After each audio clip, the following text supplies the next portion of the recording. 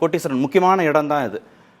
செங்கோட்டையின் போயாச்சு, ஓபிஎஸும் தாவேக்காவோட கூட்டணி, டிடிவி தினகரனும் தாவேக்காவுடன் கூட்டணினா தாவேக்கா பலம் பெறும் அப்படின்னு சொல்லும்போது கூடுதலாக அவர் சொன்ன ஸ்டேட்மெண்ட் அதிமுக பலவீனம் அடையும், 2வது இடத்துக்கு தாவேக்கா வந்துடும் அப்படின்னு பேசும்போதெல்லாம் நீங்களே பல விவாதங்களில் மறுத்திருக்கீங்க. இப்போ இந்த மாதிரி தலைவர்கள் அந்த பக்கம் நகருகிற போது அந்த பெர்செப்ஷன் அதிகமாயிட்டே போதா தாவேக்காவுக்கு?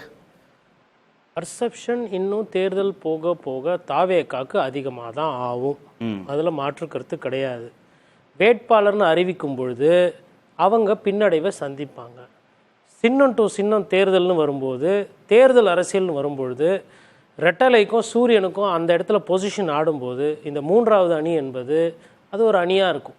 அதை தாண்டி தமிழகத்தில் 3வது அணி என்றைக்குமே பெரிய அரசியலை பண்ணதில்லை, அது இப்போவும் நடக்க போகுது. இது எப்படி ஒர்க் அவுட் ஆகும்னா, 8 வருஷமாக ஐயா ஓபிஎஸோட அரசியல் செல்வாக்கு என்ன ஒரு 15 எம்எல்ஏ 20 எம்எல்ஏ அவர் ஜெயிச்சு கொடுத்தாரா, இல்லை ஒன்றா இருந்த பொழுது அவர் தென் மாவட்டத்தில் அவரால் ப்ரூவ் பண்ண முடிஞ்சுதா? ரெட்டலை மாதிரி ஒரு பெரிய சின்னம் இருக்கும்போது, ஒரு பெரிய கட்சி கூட இருக்கும்போது தென் மாவட்டத்தில் அவர் தோல்வியை தான் சந்தித்தார். அதுக்கப்புறம் என்ன பண்ணாங்க, பிஜேபியோட சேர்ந்து போய் நின்னாங்க. அப்போ அன்றைக்கி தேதியில் எதுவும் பிரச்சனை இல்லை. உண்மையிலே இவங்ககிட்ட மக்களுக்கு செல்வாக்கு இருக்குன்னா இவங்க பாராளுமன்ற தேர்தலில் வெற்றி பெற்றிருப்பாங்க. குறைந்தபட்சம் ஓபிஎஸ் அவர்களும் சரி, ஓபிஎஸ் ஆச்சு பலாப்பழத்தில் நின்னார், இவர் குக்கர் பாப்புலர் சின்னத்தில் தானே நின்னார், இவராச்சு ஜெயிச்சிருக்கணும்ல, தேனியில் செல்வாக்கு இருக்குன்னா. 50,000 ஓட்டு வாங்கி தோக்குறதும் செல்வாக்கு தான், 50,000 ஓட்டில் ஜெயிச்சு சட்டமன்றமோ பாராளுமன்றம் போகிறதும் செல்வாக்கு தான். இப்போ பெரியசாமி இருக்கார், அவர் ஜெயிச்சுட்டு போகிறாருன்னா அது தனிப்பட்ட செல்வாக்கு. இந்த செல்வாக்கானது வெற்றி பெறுபவர்களை தோற்கடிக்க வைக்கிறது. சரி, இப்படி பார்ப்போம். பலாப்பழத்தில் நிற்கும் போது அது ஓபிஎஸோட செல்வாக்கு மட்டும், குக்கரில் நிற்கும் போது டிடிவி தினகரன் செல்வாக்கு மட்டும். இப்போ விஜய் செல்வாக்கு அங்கே சேரப்போகுது.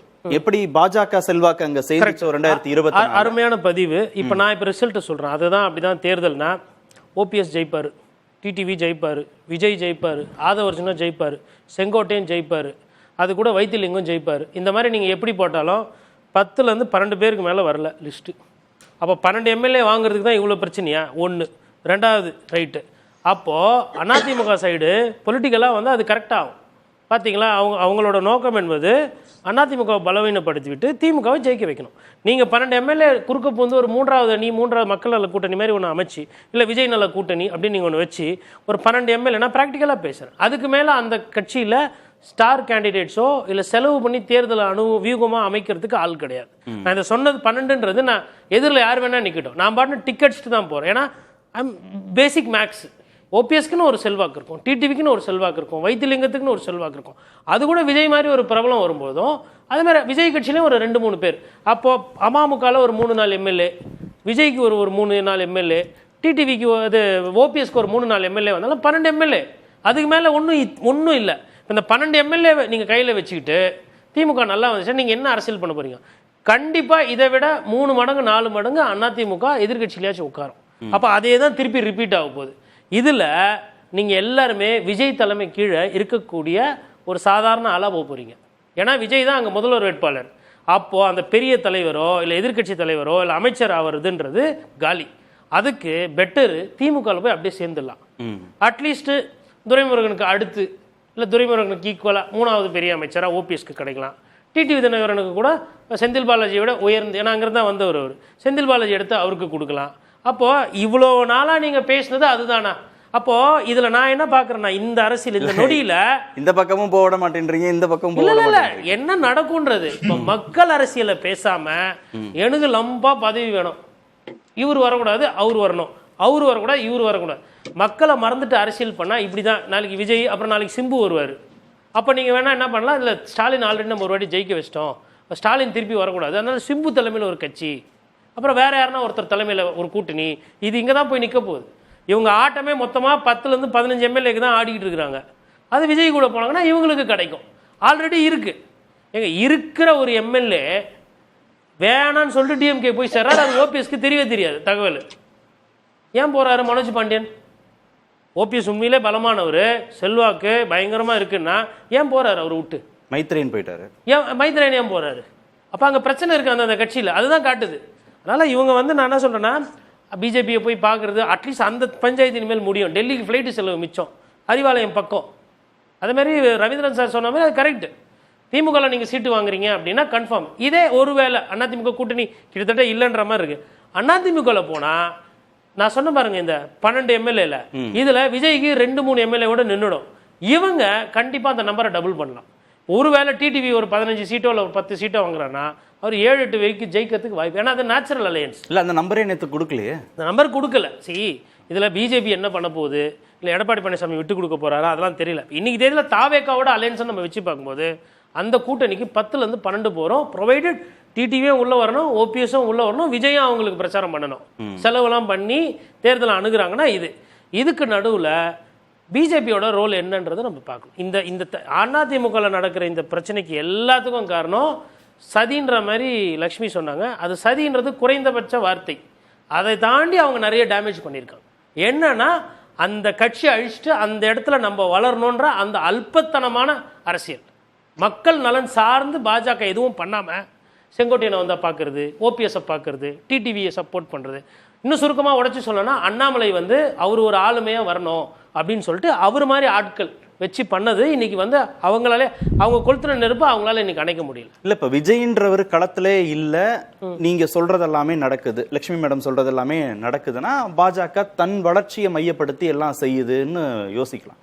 இப்போ பாஜக செய்யற எல்லாமும் தாவேக்காவை இல்ல விஜயை பலப்படுத்துறதாக தானே போய் முடியுது. இது எப்படி பாஜக கூட்டணிக்கு துரோகம் செய்யுது? அதிமுகவை பலவீனப்படுத்தி, எடப்பாடி பழனிசாமியை பலவீனப்படுத்தி தாவேக்காவை வளர்த்து எடுத்துருமா, நாமளும் வளராம அப்படின்னு பாஜக. அதாவது தமிழகத்தில் பாஜக சந்தர்ப்பவாத அரசியல் பண்ணு பார்க்கும். என்னன்னா இப்போ நாளைக்கு ஒரு வேளை 10-12 சீட்டு இல்லை ஒரு 15 சீட்டு வருது அப்படின்னா இதே டிடிவி தினகரன் அவர்களையும் ஓபிஎஸ் அவர்களையும் தேர்தலுக்கு பின்னாடி அவங்க போய் பிஜேபியில் சேர மாட்டாங்க, இல்லை பிஜேபியோட ஒரு கூட்டணி சேர்ந்து ஒரு விஷயம் பண்ண மாட்டாங்கன்னு என்ன உத்தரவாதம் இருக்குது? 2029 ஏற்கனவே சேர்ந்தவங்க தானே. அப்புறம் இவர்களுக்கு நான் அதுதான் சொல்கிறேன், கொள்கையோ இல்லை ஒரு மக்கள் நலனோ. நீங்கள் கடைசியாக டிடிவி தினகரன் அவர்கள் மக்களோட போராட்டத்திலேயோ இல்லை மக்கள் சம்பந்த பிரச்சனை ஒரு உயர்நீதிமன்றத்தில் ஒரு வழக்கோ இல்லை ஒரு ஊழலை பற்றி எப்போ பேசியிருக்கிறார்? இல்லை ஓபிஎஸ் ஒரு பேரணி, ஒரு போராட்டம், இல்லை ஒரு மாநாடு, இல்லை மக்கள் சார்ந்த அரசியல் கிடையவே கிடையாது. அவங்களுக்கு தெரிஞ்சது நாங்கள் பதவியில் இருக்கணும். ஏன் நீங்கள் பதவியில்னா எடப்பாடி பழனிசாமி பதவியில் இருக்கார், அதனால் நாங்களும் பதவியில் இருக்கணும். இவர்கள் அதாவதுங்க இபிஎஸ் கிட்ட ஆல்ரெடி தோத்தவங்க இந்த 2 பேரும். அவங்க அந்த சிலபஸை திருப்பி ரிவைவ் பண்ணுறாங்க. நான் நீ ஜெயிக்க விடாமல் பண்ணுவேன் அப்படின்ற மாதிரி அந்த அரசியல். அவரும் இறங்கி வர மாட்டேன்றார். இபிஎஸ் அவர்கள் கிட்டத்தட்ட அது அவருக்கு புரியல. இது அவருக்கு உண்டான தேர்தல், இந்த தேர்தலில் ஒவ்வொரு ஓட்டும் முக்கியன்றது அவருக்கும் புரியல.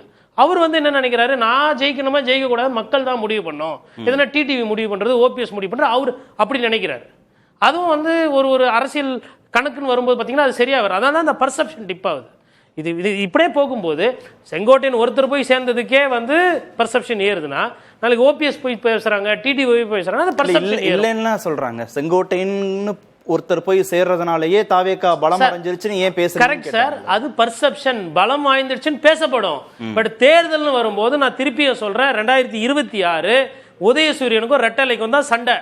மிச்சவங்களாம் வேடிக்கை பார்க்கலாம். தேர்தலில் 1-2க்கு தான் இங்கே வேல்யூ, 3-4க்கு கிடையாது. இந்த 3-4 என்ன பண்ணலாம்னா, சரி இப்போ இவங்கெல்லாம் போகிறாங்க ஒரு யூகத்தில், ஏன்னா இப்போ இன்னும் கன்ஃபார்ம் ஆகலை. நாளைக்கு திடீர்னு நாம் தமிழர் கட்சி சீமான் திடீர்னு முடிவு பண்ணிடுறாரு, போதும் நான் இனிமேல் கூட்டணி போகிறேன்னு. நாளைக்கு நாம் தமிழர் கட்சி சீமான் போயிட்டு அதிமுக சேர்ந்துடுறாரு. அப்போ பர்செப்ஷன் மாறாதா? தானிக்கு தினி சரியாக போயிடுதுல்ல. அப்பவும் பிரதான கட்சிகளோட அந்த எண்ணோட்டம், அந்த தேர்தல் நேரத்தில் செலவு பூத்து. சார் ஒரு இடத்துல ஒரு இப்போ தேர்போகி பாண்டின்னு இருக்கிறாரு, அமமுகவில் இருக்கார். அவர் பார்த்தீங்கன்னா சிவகங்கையிலோ காரைக்குடியிலோ அவருக்குன்னு தனிப்பட்ட செல்வாக்கு இருக்கு. அந்த இடத்துல போய் நீங்கள் அதை ஒன்றும் பெருசாக டிஸ்டர்ப் பண்ண முடியாது. வைத்திலிங்கம் இருக்கு, ஒருத்த நாடை பொறுத்தவரை வைத்திலிங்கம் தான் ஃபேக்டர். சேலம் மாவட்டம் முழுக்குமே எடப்பாடி பழனிசாமி தான் ஃபேக்டர். விராலிமலை விஜயபாஸ்கர், விஜய் தனியாக நிற்கட்டும் இல்லை நிற்காம போட்டோம், எது வேணா பண்ணிக்கிட்டோம், விராலிமலையில் கேண்டிடேட்டு விஜயபாஸ்கர் தான், ஜெயிக்க போகிறதும் விஜயபாஸ்கர் தான். அதே மாதிரி நீங்கள் செந்தில் பாலாஜி எடுத்துக்காங்க, கரூர். விஜயே போய் கரூரில் நின்னாலும் செந்தில் பாலாஜி கிட்ட தோக்குறாரு. இது நான் சொல்றது கடைசியில் இருக்கக்கூடிய அரசியல் நிலைமை. நம்ம இன்னைக்கு வாதத்துக்கு விவாதத்துக்கு புள்ளி விவரங்கள் வச்சு அந்த பர்செப்ஷன் பேசு பொருளை நம்ம பேசுகிறோம். பேசு பொருள் தேர்தல் முடிவா வருமானது அது நிறைய நேரத்தில் நடந்தது. அதனால விஜய் பக்கம் ஓபிஎஸும் டிடிவியும் போறதுனால விஜய்க்கு லாபம். ஆமா, கண்டிப்பா டிடிவிக்கு லாபம் இல்லை. அவங்க நீங்க என்னைக்கு 3 எம்எல்ஏ 4 எம்எல்ஏ தான் ஜெயிக்கிறீங்களோ அன்னைக்கே கம்யூனிஸ்ட் கட்சி விடுதலை சிறுத்தைகள் கட்சிக்கு கீழே வந்துருவீங்க, நீங்க முடிஞ்சு போயிடும். அது கிட்டத்தட்ட அது ஒரு அவங்களோட பீரியட் முடியுதுங்க. 20-40 வாங்க முடியும்ன்றாங்கல்ல. 40 வாங்கி என்ன பண்ண போறீங்க? 40க்கு வேட்பாளர் இருக்கா? 40 வேட்பாளர் இருக்காங்களா, ஒரு தொகுதிக்கு நீ 15 கோடி ரூபா செலவு பண்ண முடியும். நீ கணக்கு போடுங்க, ஒரு சின்னதா ஒரு கணக்கு. இவங்களால முடியுமா? இவங்களே ஜெயிக்கல சார். பாராளுமன்ற உறுப்பினர் ஜெயிச்சிருந்தா மந்திரி சார், மத்திய அமைச்சர் சார். வெறும் கையிலேயே வந்து இது விஜயாச்சும் ஏதோ பாட்டு டான்ஸ் வைப்லாம் பண்ணுவார். இவங்களுக்கு அதுவும் வராது. தேர்தலுக்கு செலவு பண்ணோம், பண்ணியிருந்தா ஜெயிச்சிருப்பாங்க. பண்ணது கிடையாது. 8 வருஷம் இவங்களும் எதுவுமே பண்ணலைன்றதை நம்ம பதிவு பண்ணுறோம். நான் இல்லாதையா சொல்கிறேன். இவங்க தோத்தாங்களா இல்லையா? தொடர்ந்து எடப்பாடி பழனிசாமி 8 தோல்வி தோத்தது உண்மை. இவங்க என்ன பண்ணிட்டு இருந்தாங்க அந்த 8 தேர்தலில்? இவங்க திமுகவை எதிர்த்து பெருசாக எதனா பண்ணாங்களா? இவங்களோடது இலவசமான சுலபமான அரசியல், பத்திரிகையாளர் சந்திப்பு அரசியல். நாங்கள் இருக்கிற கூட்டணி வெற்றி கூட்டணி. இதை நான் கடைசியிலேருந்து சொல்லிட்டு இருக்கேன், முன்னாடியிலேருந்து சொல்லிட்டு இருக்கேன். அது யாருன்னு சொல்லணும்ல. ஒரு நல்ல ஆளுமைனா நான் முடிவு பண்ணுறேன், முன்கால் எடுத்து வைக்கணும்ல.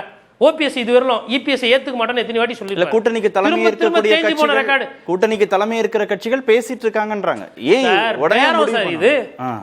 நான் என்ன கேட்கறேன்னா, இப்போ செவிலியர்கள் போராட்டம், இப்போ டீச்சர்ஸ் போராட்டம், இப்போ விவசாயிகளுக்கு பிரச்சனை இருக்கு. இதெல்லாம் பேசணும்ல. இது எதுவுமே பேச மாட்டாங்க. ஃபர்ஸ்ட்ல இருந்தே கூட்டணி, இவர் தலைமையை ஏத்துக்க மாட்டேன், அவர் தலைமையை ஏத்துக்க மாட்டேன், பாஜக தலைவர் என்ன பார்த்தா பாக்கியம். இதெல்லாம் அரசியல், இவங்க அரசியல்.